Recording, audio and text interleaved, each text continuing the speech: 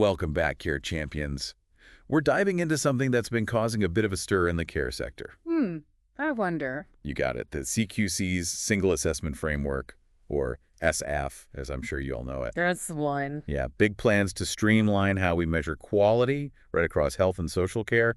Sounds good in theory, doesn't it? Oh, absolutely. The idea is a good one. But putting it into practice, well, not always smooth sailing, is it? Not always, no. In fact, there was an independent review actually commissioned by the CQC themselves, and, well, it's highlighted some, shall we say, interesting points about how the SAF's actually been implemented. Interesting points. That's what we like on the deep dive. So if you're a registered manager, a care consultant, really anyone in a leadership role in care, this one's for you. We're going to unpack those findings, we're going to explore the challenges, and most importantly, we're going to work out how we can navigate this whole thing together. Because, let's be honest, we all want the same thing, don't we? We all want to deliver amazing care. We absolutely do, and that's why this review is so important. I mean, it really does show the difference between what we hoped the SAF would be and what's actually happening out there. Yeah, there's definitely a gap. So let's get into it.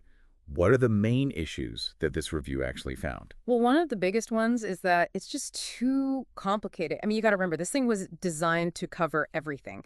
GP practices, massive residential care homes. It's huge scope, isn't it? It's a massive range of services. And of course, they all have their own quirks and complexities. They do. So trying to squash them all into one framework, it's a bit like trying to fit a square peg in a round hole. Love a good analogy, so I imagine that's causing a lot of confusion then for CQC inspectors and providers. I mean, if it's trying to be one size fits all, it's not going to fit everyone, is it? Exactly. And that's what the review found. Inspectors and providers are both struggling to figure out how to apply the criteria consistently because something that makes sense in a hospital might be completely irrelevant for a domiciliary care agency.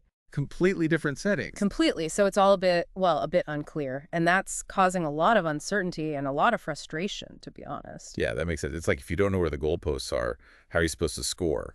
And that's not the only problem. Oh, go on then. Hit me with it. Well, the review also found that there's been a really sharp drop in the number of inspections happening. Fewer inspections. Yep, way fewer than we used to have. And that's made some providers a little nervous, you know? Can the CQC really keep an eye on quality if they're not actually getting out there as much? Especially when that's their core purpose, isn't it? Making sure care is good. Exactly. So it does make you wonder, if there are fewer inspections, what's happening with the reports? Ah, yes, the reports. Are they stacking up somewhere? Pretty much. That's another issue the review found. Massive delays in getting those inspection reports published. Oh, that's not good. Not good at all, because it leaves everyone hanging. Providers don't know where they stand. The public don't have up-to-date information. It's a mess. So we've got complexity, we've got fewer inspections, and we've got delayed reports. That's not exactly painting a rosy picture, is it? Not exactly. And then on top of all of that, we have the new IT system. Oh, yes. The regulatory platform. That was supposed to be a game changer, wasn't it? It was. Streamline everything, make it all nice and easy, but in reality, well, it's become another headache. Ah, technology, the double-edged sword, yeah? What's going wrong with it? Everything, it seems. Technical glitches, system crashes. It's clunky and difficult to use. Sounds familiar. Both CQC staff and providers have said it's just causing more delays, more frustration. So instead of simplifying things, it's added another layer of complexity. You could say that, and it's having a knock-on effect on frontline care. It's impacting real people, and we want to know how it's impacting you. Has the platform been helpful? Has it been a hindrance? Let us know. Connect with us at www.thecarepro.co.uk. We'd love to hear your experiences, because sharing is caring, right? Absolutely. And speaking of care, we can't forget the humans at the heart of all this, the CQC staff themselves, because the review also raises some concerns about morale, particularly amongst the inspection teams. Oh, that's a really important point. We talk about the systems, but it's the people that make them work, isn't it? So what's affecting morale then? Well, it seems like staff are feeling overwhelmed and undervalued. They haven't had enough training on the new framework or the platform, so they don't feel equipped to do their jobs properly. I can imagine that would be incredibly frustrating. And then there's a feeling of disconnect between the operational teams and the CQC leadership, so it all adds up to low morale and people feeling like they're not being listened to. So it's like a domino effect, the complex framework, the tech issues, the lack of support for staff, it all feeds into itself, and ultimately that impacts the quality of care. Exactly, it's all connected. And the review found that this pressure on staff and resources, well, it's affecting the CQC's ability to respond to new risks as they pop up. So not only are they struggling to keep up with the day-to-day, they're also struggling to deal with new problems as they come up. And that's definitely a worry, and it shows just how much change is needed. But before we jump into solutions, there's one more thing the review found, and it's about the human side of things, the relationships. Ah, okay, tell me more. Well, it seems there's been a real shift in the relationship between the CQC and providers, what used to be a partnership, working together to improve things. A shared goal. Exactly. Well, that's become a lot more strained, a lot more adversarial. Like us versus them. Yeah, a bit like that. And the review suggests that this breakdown in trust, well, it's making it much harder to communicate openly and to solve problems constructively. It sounds like we've uncovered a fair few challenges We then. have complexity, fewer inspections, delayed reports, technology troubles, low morale, and a strained partnership. It's a lot. It is. But don't worry, Care Champions. We're not going to leave you hanging. We're all about solutions. We're all about helping you thrive even when things are tough. So stay tuned. In part 2, we're going to dig into those recommendations. For a better way forward, we're going to talk about how you can actually work with the CQC to make regulation more effective and more collaborative. Because there are ways to make things better. There are, and you can find more info and resources over at www.thecarepro.co.uk. And of course, don't forget to subscribe to The Deep Dive for more deep dives into all the critical topics impacting the care sector. We'll be right back after a quick message. Welcome back to the deep dive. Before the break, we were talking about, well, some pretty big challenges facing the CQC and the whole care sector, really. It's getting a bit heavy, wasn't it? But you promised we'd talk about solutions. I did, and we will, because this review doesn't just highlight the problems, it actually offers some pretty concrete steps for a better way forward. Okay, because I think we all need a bit of optimism right now. I agree. So one of the key things they recommend is simplifying the SAF itself. Simplifying, music to my ears. Yeah. But I'm guessing it's not just about making it shorter. It's not just about cutting words, it's about making it more relevant, more user-friendly, for the people who actually have to use it. So making it actually useful. I like that. So how do they suggest we do that? Well, they actually suggest looking back to the past a bit.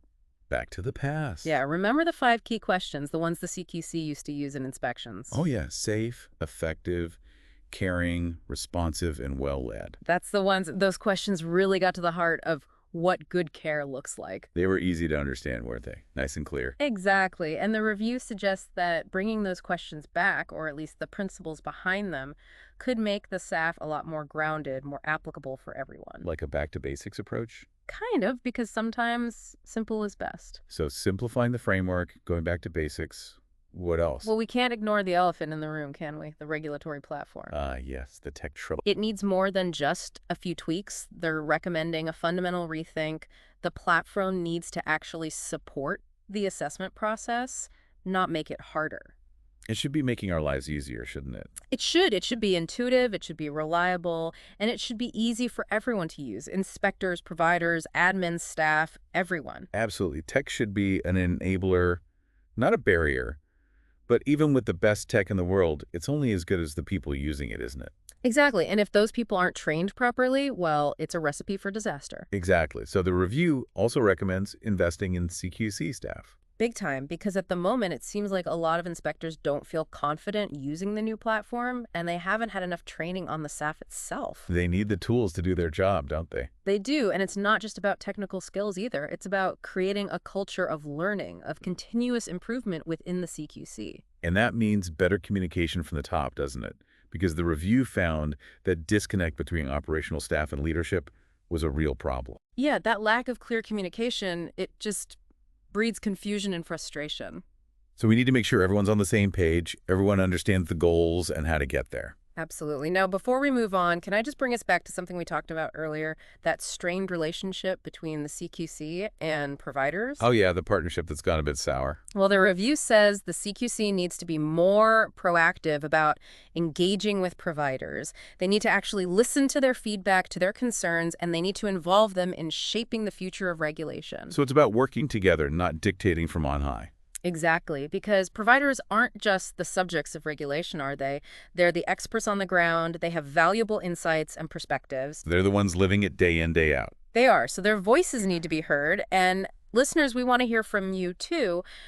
How has your relationship with the CQC changed? Do you feel heard? Do you feel understood? Tell us about it. Connect with us at www.thecarepro.co.uk. We're all in this together. Absolutely. Sharing your experiences can help everyone. And speaking of sharing, the review also talked about the importance of data. Ah, yes. Data. It's everywhere these days. But it's not just about collecting it, is it? It's about using it to make positive changes. Exactly. And the review found that while the CQC has started using data to inform its assessments, there's still room for improvement. They need to get better at analyzing it, at spotting trends, at identifying potential risks. So using data to get a deeper understanding of what's happening in the sector. Exactly. And it's not just numbers either. They need to look at qualitative data too, feedback from people using services, from their families. Because at the end of the day, it's about people, isn't it? It is. It's about understanding the impact of care on real lives. And by combining data with that human perspective, the CQC can develop a much more nuanced approach to regulation. Absolutely. So this review really does give us a roadmap for improvement, doesn't it? It shows us where the CQC is going wrong, but it also shows us how things can be done better. It does. But what does all this mean for care leaders, for the people on the ground? How can they actually navigate this changing landscape and come out on top? That's a great question, and one we'll answer right after a quick message from our sponsor, the Care Pro. Stick around. Welcome back to the Deep Dive. We've been digging deep into the CQC's single assessment framework, exploring those challenges and, more importantly, those recommendations for a better way forward. But now it's time to bring it all back to you, our listeners, to the care leaders who are out there on the front lines. Absolutely, because at the end of the day, this is about equipping you with the knowledge and the tools to navigate this ever-changing landscape and to thrive, not just survive. Exactly. So let's break it down. What are the key takeaways for care leaders? What do you really need to know? Well, the first thing to remember is that the SAF, yeah, it's had a bit of a bumpy start, but it's here to stay. This is a fundamental shift in how care quality is measured. So staying informed, staying engaged with the CQC, that's crucial. So burying our heads in the sand is not an option.